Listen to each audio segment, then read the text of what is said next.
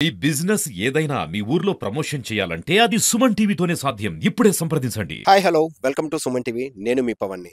మనందరికీ తెలుసు, ఎప్పటినుంచో గత 6 సంవత్సరాలుగాను ఇక్కడ ఉన్నటువంటి శ్రీకాకుళంలోని కోర్మ గ్రామం అయితే తెలుసు. ఈ కోర్మ గ్రామం మీ అందరికి కూడాను కరెంటు లేకుండాను, ఫోన్ లేకుండాను 200 సంవత్సరాల క్రితంగాను జీవన శైలిని ఆచరిస్తున్నటువంటి హరే రామ హరే కృష్ణ భక్తులు, ఇస్కాన్ టెంపుల్ తాలూకా భక్తుల యొక్క జీవన శైలిని మాత్రమే తెలుసు.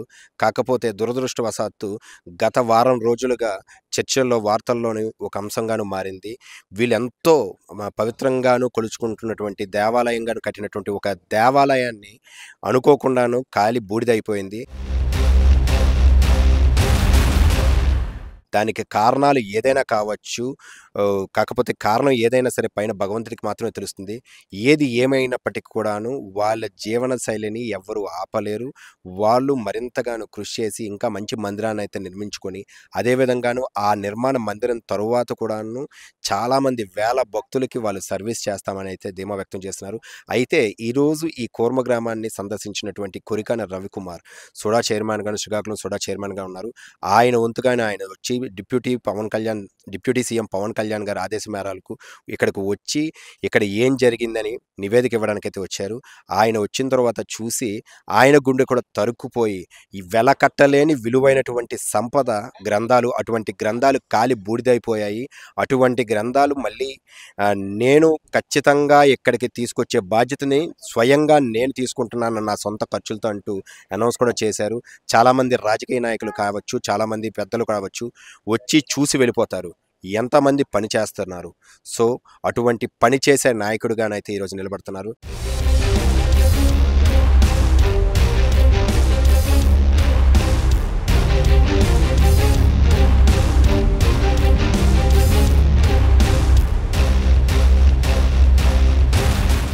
ఇక్కడ చూస్తే ఎంత ఎంత డబ్బులిచ్చినా గానీ, ఎంత వెలకట్టలేని గ్రంథాలన్నీ ఇక్కడ కాలిపోయి ఉన్నాయి. ఇది చూస్తే కళ్ళెంట నీళ్ళొచ్చే పరిస్థితి ఉంది.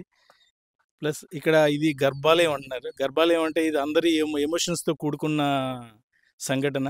ఇలా జరిగి ఉండకూడదు. ఇక్కడున్న గురువుగారి అభిప్రాయం ప్రకారం ఇది దీపం వలన జరిగిందని ఆయన అనుకోవట్లేదు. దీన్ని ప్రాపర్‌గా పోలీస్ యంత్రాంగం అన్ని యాంగిల్స్‌లో, అన్ని పాసిబుల్ యాంగిల్స్‌లో ఇన్వెస్టిగేట్ చేసి ఒక ప్రాపర్ కన్క్లూజన్‌కి రావాలని నేనైతే కోరుకుంటున్నాను. ఎందుకంటే ఇన్ని సంవత్సరాల నుంచి చేస్తున్నారు. వాళ్ళ డైలీ ప్రొసీజర్‌లో 8 కల్లాను అన్నీ క్లోజ్ చేసి, దీపాలన్నీ అస్తమయం చేసి, వెళ్ళి 8:30 కల్లా పడుకునే పరిస్థితి ఉంది. మామూలు ఆధునిక జీవనానికి చాలా దూరంగా వందల ఏళ్ల సంవత్సరాల ముందర ఉండే జీవన విధానంలో వీళ్ళు బతుకుతున్నారు. ఇందులో ఇలాంటి ప్రమాదం జరిగి ఉండకూడదు. ఇంకేదైనా కారణం ఉందేమో అనే కాన్స్పిరసీ అయితే ఉంది ఇక్కడ. దాన్ని పూర్తిగా నిగ్గు తేల్చాలని కోరుతున్నాను.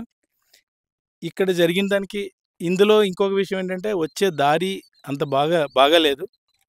రోడ్డు గాని, వచ్చే దారిలో వంతెన ఒకటి అది శిథిలావస్థలో ఉంది. ఎప్పుడు పడిపోద్దో తెలియని పరిస్థితిలో ఉంది.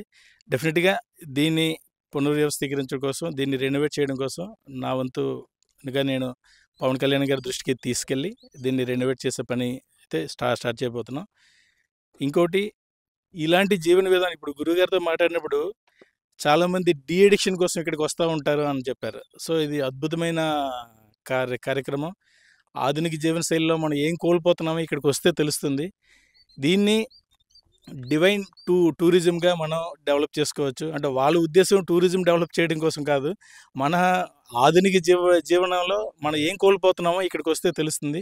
దీన్ని అన్ని ఏరియాలకి దీన్ని మనం వ్యాపింపజేసి ఇక్కడ ఎట్లా జరుగుతుందో మన యువతకి, మన స్పీడ్ లైఫ్‌లో ఉన్న అందరినీ ఇక్కడికి వచ్చి ఈ లైఫ్ స్టైల్ చూసి, ఇందులో ఒక సమ్ పర్సెంటేజ్ అయినా మనం మన లైఫ్ స్టైల్‌లో ఇంక్లూడ్ చేసుకుంటే మనందరి ఆరోగ్యాలు బాగుంటాయి. మానసిక పరిస్థితి బాగుంటుంది. ఇక్కడ ఈ జరిగిన దుర్ఘటనని ఆల్రెడీ మన వాళ్ళందరూ చూడడం జరిగింది. లైబ్రరీలో చాలా విలువైన పుస్తకాలు కాలిపోవడం జరిగింది.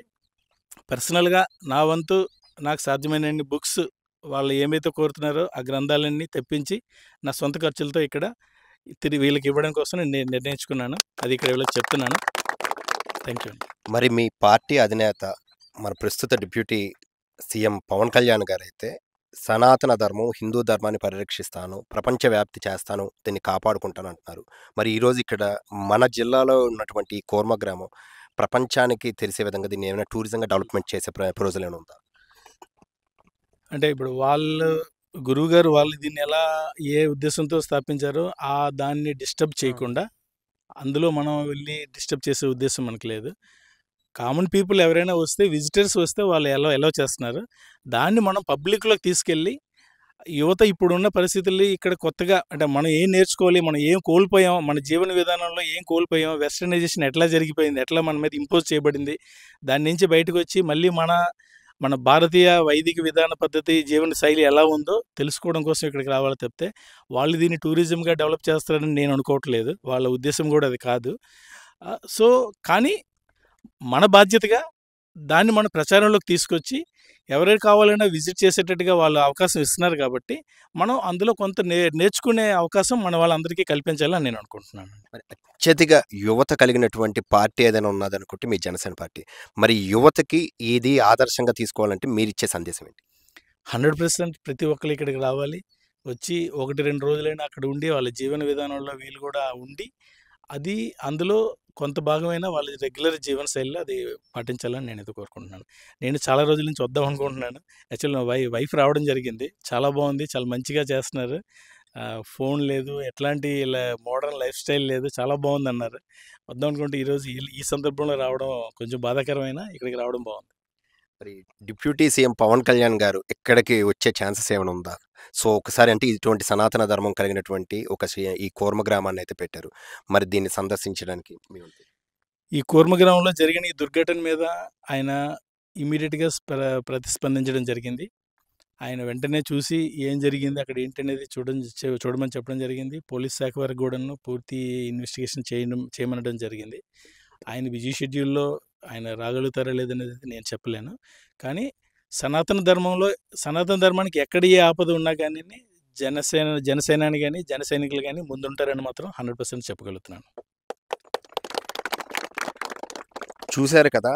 ఈ జన సైనికులు సనాతన ధర్మాన్ని కాపాడుకోవడానికి వాళ్ళ గురువుగారు ఎవరైతే డిప్యూటీ సీఎం పవన్ కళ్యాణ్ గారైతే తీసుకున్నటువంటి చర్యలకి ఎక్కడైనా సరే ఈ సనాతన ధర్మానికి ఎటువంటి ఆపద కలిగినా సరే జన సైనికులు ముందుగానే ఉంటారు. అదేవిధంగానే డిప్యూటీ సీఎం పవన్ కళ్యాణ్ గారు మొట్టమొదటగాను స్పందించినటువంటి ఒక నాయకుడిగానైతే వచ్చారు. సో, ఇక్కడ మనం చూసినట్లయితే ఇప్పుడు ఈ జన సైనికుల నుంచి ఈ మన కురికాన రవికుమార్ గారు ఆయన సొంత ఖర్చులతో ఆయన నిధులతో, ఆయన సొంత ఖర్చులతో ఇక్కడ ఏదైతే కోల్పోయారో ఆ గ్రంథాలన్నిటిని కూడాను ఆయనైతే మళ్ళీ వాళ్ళకి ఇవ్వడానికైతే ఆయనైతే డిసైడ్ అయ్యారు. చూస్తూనే ఉన్నాం. Thank you. సుమన్ టీవీ.